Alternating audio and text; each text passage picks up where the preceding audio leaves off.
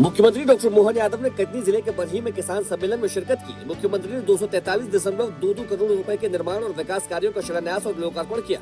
मुख्यमंत्री ने जल गंगा संवर्धन अभियान के तहत बरही के बड़े तालाब के सौंदर्यीकरण कार्य का शुभारंभ किया। साथ ही कृषि और उससे संबंधित विभागों की प्रदर्शनी का अवलोकन किया। मुख्यमंत्री ने प्रधानमंत्री कृषक मित्र योजना, प्रधानमंत्री कृषि सिंचाई योजना, रिस्पॉन्सिबल टूरिज्म, होम स्टे समेत कई योजनाओं के हितग्राहियों को हितलाभ भी बांटा। इससे पहले सीएम बरही के बड़े तालाब से श्री विजयनाथ धाम मंदिर प्रांगण सभा स्थल तक आभार रैली में शामिल हुए। सच में किसान सम्मेलन, इतनी प्रकार की प्रदर्शनी, अलग अलग क्षेत्र के अलग अलग प्रकार के उन्नत किसान और किसान को खेती में भी उन्नत तरीके से खेती कराने के लिए खेती लाभ का धंधा बने। मुख्यमंत्री डॉक्टर मोहन यादव ने कटनी जिले के बरही में श्री विजयनाथ धाम मंदिर में भगवान भोलेनाथ के दर्शन पूजन किए। सीएम ने सभी प्रदेशवासियों की सुख समृद्धि और आरोग्यपूर्ण जीवन की कामना की। मुख्यमंत्री डॉक्टर मोहन यादव ने मुख्यमंत्री निवास से वीडियो कॉन्फ्रेंसिंग से शुजालपुर में मुख्यमंत्री कन्या विवाह निकाह योजना में सर्वधर्म सामूहिक विवाह सम्मेलन में हिस्सा लिया। सीएम ने सभी नव दंपतियों को शुभकामनाएं दी और उनके सुखी समृद्ध और मंगलमय दाम्पत्य जीवन की कामना की। सीएम ने कहा कि सामूहिक विवाह सामाजिक एकता का प्रतीक है। प्रदेश सरकार सभी बेटियों के सम्मान, सशक्तिकरण और सामाजिक सुरक्षा के लिए संकल्पित है। मुझे इस बात का आनंद है कि सामूहिक विवाह को बढ़ावा देना ही चाहिए। हमारे द्वारा हमारे प्रत्येक काम से समाज के अंदर ये संदेश जाना चाहिए कि हाँ, हम अपने सीमित खर्च में व्यक्तिगत दिखावे के बजाय सामूहिकता को बढ़ावा दें, जिसमें जाति विभिन्नता को भुला करके सामाजिक एकता का प्रतीक है। और ये तो हमारे सब धर्मों का साथ मेल मिलाप है। इतना अच्छा लग रहा, निकाह भी हो रहा है। मुख्यमंत्री डॉक्टर मोहन यादव ने कहा कि मुझे प्रसन्नता है कि साल 2024 से प्रारंभ जल गंगा संवर्धन अभियान के माध्यम से प्रदेश में 2.79 लाख से ज्यादा कुओं, बावड़ियों, तालाब, चेक डैम समेत विभिन्न जल संरचनाओं के संरक्षण और संवर्धन का काम किया गया है। जन भागीदारी के इस प्रयास ने मध्य प्रदेश को जल संरक्षण के क्षेत्र में अग्रणी राज्यों की पंक्ति में स्थापित किया है।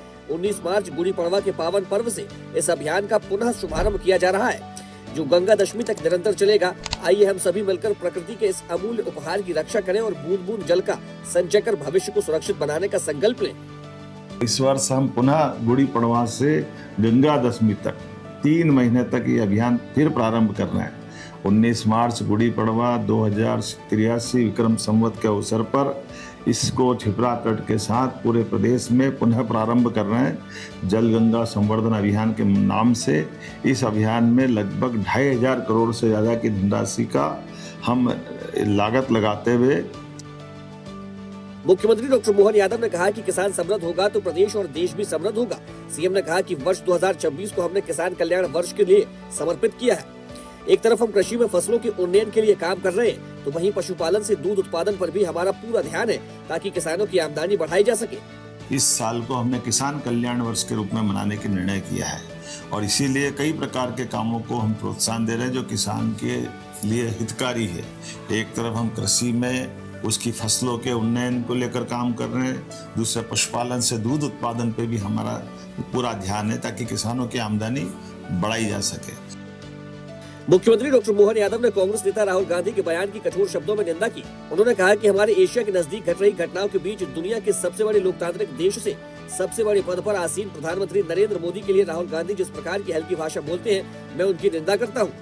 सीएम ने कहा कि जब पूरा विश्व इन हालातों से जूझ रहा है, उसके बीच भारत सरकार और प्रधानमंत्री नरेंद्र मोदी गैस सिलेंडर और तेल का बेहतर प्रबंधन कर रहे हैं। भारत सरकार युद्ध की चुनौती के बीच तेल के जहाज निकाल कर लाई है और सुव्यवस्था स्थापित की है। राहुल गांधी को प्रधानमंत्री नरेंद्र मोदी के खिलाफ हल्की भाषा का प्रयोग नहीं करना चाहिए। जनता सब समझ रही है। इन्हीं हरकतों की वजह से कांग्रेस सत्ता से लगातार दूर बनी हुई है। यशस्वी प्रधानमंत्री के लिए भी जिस प्रकार से हल्की भाषा राहुल गांधी बोलते हैं, मैं उनकी निंदा करता हूँ। और जब पूरा देश इस वैश्विक हालात से जूझ रहा है, ऐसे में गैस सिलेंडर को लेकर के जितने अच्छे प्रबंधन माननीय मोदी जी, माननीय भारत सरकार कर रही है कि आज इतनी चुनौती के बीच में जहाज तेल के निकाल के लाना, सुव्यवस्था स्थापित करना, ऐसे में कांग्रेस और कांग्रेस के नेता जिस प्रकार का ये षड्यंत्र कर रहे हैं, जनता सब जानती है और इसी कारण से ये लगातार सत्ता से दूर भी है। मुख्यमंत्री डॉक्टर मोहन यादव ने कहा कि दुर्घटना की स्थिति में घायलों को त्वरित उपचार सुनिश्चित करने के लिए सरकार द्वारा विशेष प्रावधान किया गया है।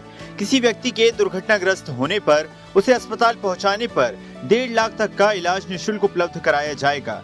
साथ ही राहवीर योजना के अंतर्गत घायल व्यक्ति को समय पर अस्पताल पहुंचाने वाले मददगार नागरिक को 25,000 की प्रोत्साहन राशि भी प्रदान की जाएगी, जिससे अधिक से अधिक लोग आगे बढ़कर मानवता की इस पहल में सहभागी बने। 1.5 लाख का इलाज सरकार फ्री कराने वाली है हमारे सरकार के खर्चे से, और जिसने पहुंचाया जान बचाई उसको 25,000 रुपया देने वाली है, पहुंचाने वाले को भी 25,000 रुपया। मुख्यमंत्री डॉक्टर मोहन यादव ने कहा कि बच्चे पढ़े लिखें, आगे बढ़ें, लेकिन हष्ट पुष्ट भी हों। दूध और दही से इस देश की पहचान हजारों सालों से है, इसलिए दूध का उत्पादन भी हम बढ़ा रहे हैं। मध्य प्रदेश में दुग्ध उत्पादन 9% से बढ़ाकर 20% तक करने का लक्ष्य है। घर घर गौपालन को बढ़ावा देने कक्षा 1 से 8वीं तक के बच्चों को स्कूलों में दूध पिलाएंगे। मुख्यमंत्री ने कहा कि इस योजना को हमारी सरकार ने माता यशोदा के नाम पर शुरू किया है। उन्होंने कहा कि जन कल्याण के लिए हमारी भावना जनता के साथ जुड़ी है और हम लगातार काम कर रहे हैं। दूध और दही से इस देश की पहचान हजारों साल से है, इसलिए दूध का उत्पादन भी हम बढ़ा रहे हैं। 9% से दूध हमारे देश में, मध्य प्रदेश में अपनी यात्रा प्रारंभ कर रहा है। आने वाले सरकार के 28 तक हम 20% तक दूध उत्पादन करेंगे, 20% तक, घर घर गौपालन बढ़ावा देते हुए।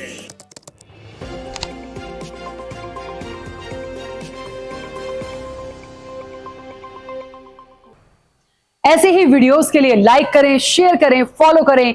YouTube पर जाकर सब्सक्राइब कर बेल आइकन दबाना ना भूलें और ताजा अपडेट्स के लिए स्वदेशलाइव.com पर जरूर जाएं।